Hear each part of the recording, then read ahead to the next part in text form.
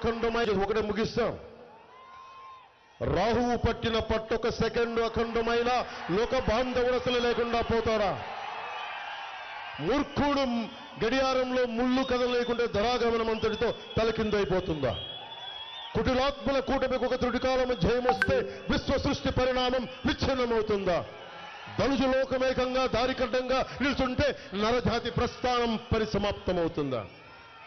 YCP గుండాలకి Jagan ఇలాంటి మూర్ఖుల సమూహం, ధూర్తుల సమూహం కూర్చొని 5 కోట్ల మంది ఆంధ్రప్రదేశ్ ప్రజల్ని మేము ఆపుతామంటే రాహువులాగా మీరు ఎంతసేపు ఆపగలరు?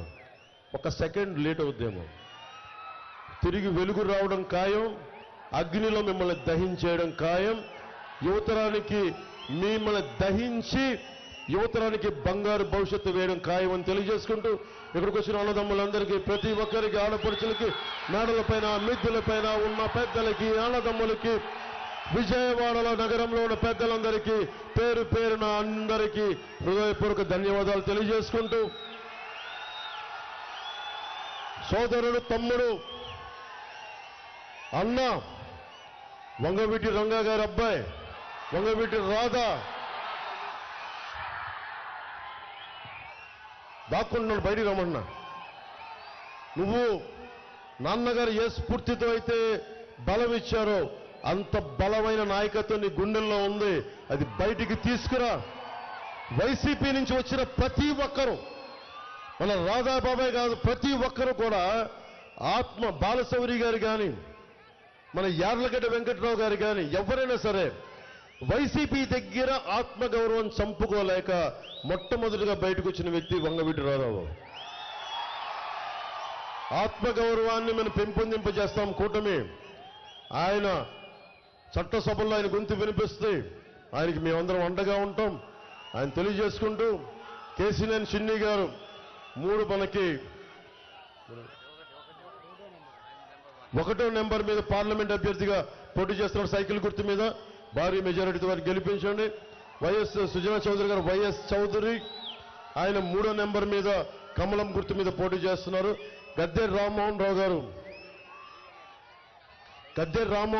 3వ నెంబర్ మీద విజయవాడ తూర్పు నుంచి పోటీ చేస్తున్నారు.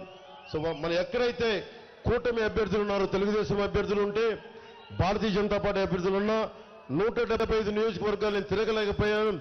మనస్ఫూర్తిగా నన్ను మన్నించండి, క్షమించండి.